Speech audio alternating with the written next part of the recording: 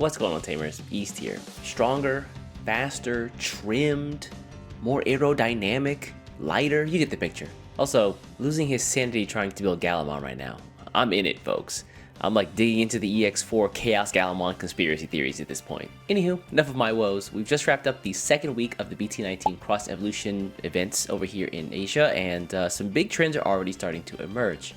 It's really weird to think that in just a few short weeks, you folks in the West are going to have access to some of the BT19 cards that we're talking about today. How cool is that? And so in order to learn more and prepare yourself for that release, let's take a look at some event results, a couple of key takeaways, and a close look at some of the decks that topped over the course of the past week.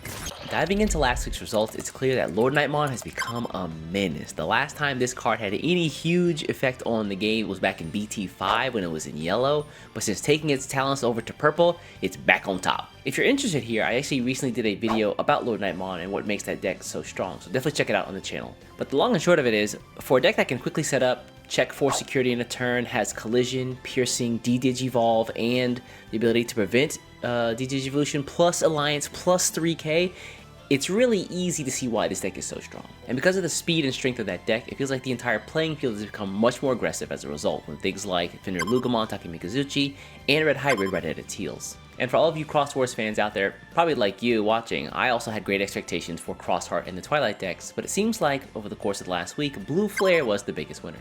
We'll take a look at one of the lists a little bit later to find out why that is, so stay tuned. Swapping our attention to some of the tamer decks, it feels like they've struggled to find a footing this past week, with the biggest loser definitely being Beelzemon, who I think was one of the most represented decks as of last week, dropping off significantly this one. Sakimon, however, has started to make a bit of a name for itself, with some of the new cards really doing a lot to improve its power and consistency. And there's even whispers of a version that can actually loop Shine Greymon Ruin Mode over and over. And also taking a moment to acknowledge Galamon's existence. Alright, we've done it. Moving on. With the speed and the aggressiveness of the game right now, it feels like decks that take time to set up are really struggling, namely Millenniumon.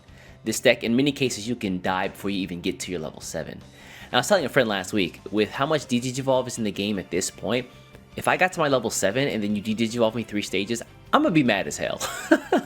With all the new tech that people are figuring out, it feels like the game is evolving day by day. So don't forget to subscribe to the channel to stay up to date with the latest information, as well as for more Digimon card game content shuffled directly into your YouTube feed. The first deck that we're going to take a look at this week is going to be one of my personal favorites in the game, Red Hybrid. Now, with Red Hybrid, it's evolved into this super hyper aggressive version that focuses on the Ancient Greymon rather than the Emperor Greymon introduced in BT18. And this version has stripped out all the non-essential cards and only left things that either search or help play the Ancient Greymon as quickly as possible. For example, the promo Agunimon here can evolve into an Ancient Greymon directly for a cost of 2 whenever it attacks.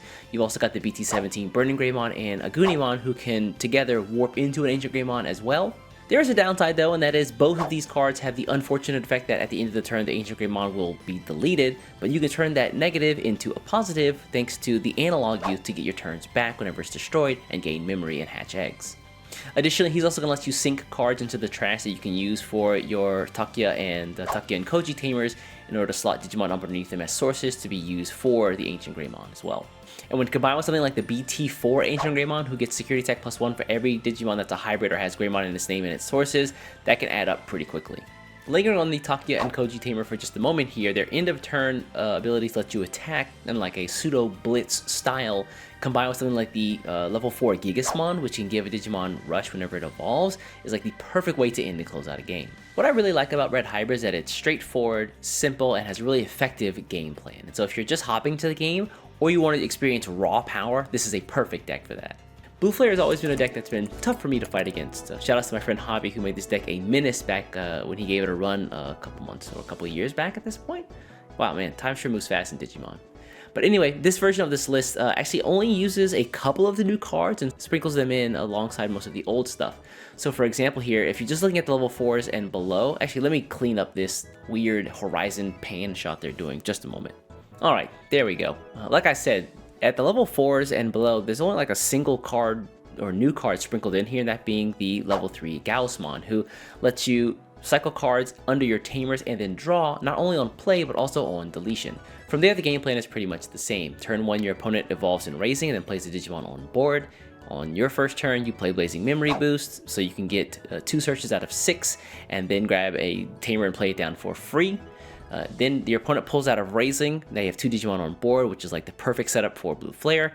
They attack into security, hoping 1 Digimon will die. They hit a security option or security tamer. It doesn't die, and then they just get screwed for the rest of the game. What I'm trying to say is, no, I'm not bitter. No, not at all. That's been my experience anyway. Previously, the deck did struggle against some of the new ace cards because they can freeze things on board and then attack past them, but now with ace cards, they have to be wary of anything up there. So the new level 5 Metal Greymon giving you the ability to de-digivolve is such a nice and welcome effect to the deck. Not only does it de-digivolve, but also lets you evolve into a Digimon under one of your tamers and lets you play level 4 from its sources all in one go. That's just the level 5's effects, not including any of the level 6 stuff once you evolve itself.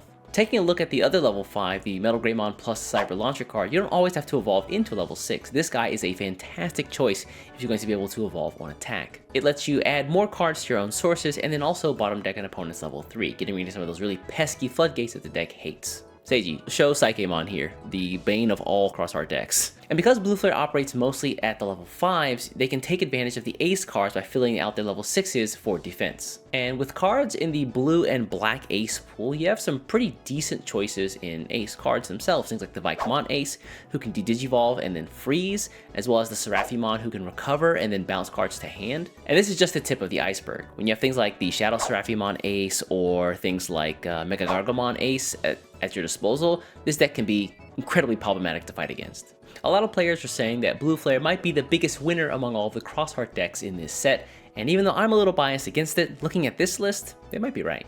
Each week I allow my champion level and higher YouTube members to vote on decks they want to see featured in these Meta Report videos, and this week they chose overwhelmingly to take a look at Sakiyamon.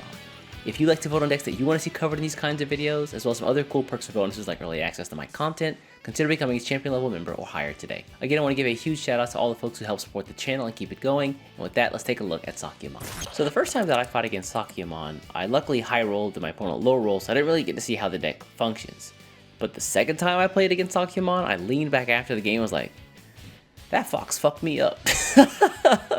The list that we're looking at here, which comes from a Korean event, is notably not the Ruin Loop version of Sakiyamon. However, it does have the ability to loop Ruin mode a few times under the right conditions. After looking at the cards, see if you can find out how, and if you do figure it out, put it in the comments below. Also, I'm not a big fan of how small the cards are here, so let's recreate this one as well. And like I mentioned earlier in the video, the new cards really do a lot to help the deck's consistency. When you take a look at things like the BT19 Renamon, who lets you search out cards in the Sakiyamon line, and a Rika Tamer or an option card that's 2 cost or higher. You also got the BT19 Renamon, who gives you +1 memory if you've got a Rika Tamer on board already at the start of your main phase. And you compare that well with the BT19 Cubimon, who lets you just play out a Rika Tamer if you have only 1 or 0 on board. And while we're on the subject of the Tamers, the new BT19 Rika Tamer lets you, on play, search out even more cards. You can search out cards in the Sakiyamon line, and one of the plugin options as well. And then later on, whenever you use a plugin option once returned, you can rest it and then gain a refund of 1 memory. Considering how this deck is also able to just play those cards for free, it just seems like a +1 memory in many cases. And so thanks to effects like these, plus the new Talmon cards, it's not difficult to actually get to your level 6. And speaking of, once you get to a Sakiyamon in this deck, she can become very sticky. I just thought about what I just said. Y'all nasty. Y'all are awful. How dare y'all. The BT17 Sakiyamon has Barrier naturally, as well as the ability to not be bounced or bottom decked whenever you play a 2 cost or higher option during the course of a turn. And then it can also get Destruction and Battle Protection, things like the Defense plugin C, as well as the Reload plugin Q. Removal for this deck is also a cinch thanks to many of the DP- effects that come from the level 3 and level 4 inheritance effects, the Sakiyamon Evolve effect, as well as things like the Pause plugin P. And the deck also has some counterplay with things like the Talmon Ace, the Miko Mode Ace, as well as the Shine Greymon Burst Mode Ace at the level 7. And then if your board does manage to get wiped, you've also got the BT17 Rika Tamer as a backup plan to warp into another Sakiyamon for 4 costs and return an option card from your trash to your hand. Speaking of, you'll notice that this deck actually doesn't run that many plug-in cards, and that's because in addition to the Rika Tamer like that, the level 2 Viximon at the start of your main phase lets you recycle those options as well from the trash back to your hand. And so with all the new synergies added to this deck, if you've been a Sakiyamon fan, now is your time. Also, I wanted to add one more other quick bonus side thing here. Yeah, we'll come up with a name later. But in the first week of the meta reports for BT19, I showed off a deck that was focused on Lord Knightmon, and I just wanted to give a bit of an update here, because that was probably more of an alpha or beta version of the deck at this point, where most versions of the deck probably look like this now that you see on screen. This actually is a list that came from Diginogen, a notable and famed content creator here in Japan. I think he also runs a blog website for the Digimon card game over here as well. And he actually won one of the Tokyo DC1 Grand Prix events, I believe it was, which means he has a direct invite to the Japan Nationals, and this is the exact list that he used. The biggest innovation in this list is probably the EX6 Bastimon at level 5s, letting you play level 3, has Scapegoat, and an Inheritance lets you play level 4 whenever you destroy an opponent's Digimon. So those effects, plus the Luminite X's Collision plus Piercing, is almost a guaranteed level 4, making your board even wider. And so I'm not going to go too much more in depth on this, just because I feel like I've talked about it to death at this point in the first week's Meta Report video and the Luminite video I specifically made for this deck. And so if you want to know much more about this deck, definitely take a look at those videos. Whew, alright, done and dusted. Week 2's video is finished. So I know you folks in the West are getting your hands on some of the BT19 cards. Let me know what decks you're interested in playing from that first half of like the super sets you guys are getting. Anyways folks, I'm gonna get out of here. Before you get out of here, do me a favor, hit the subscribe button, and I'll catch you in the next one. Take care.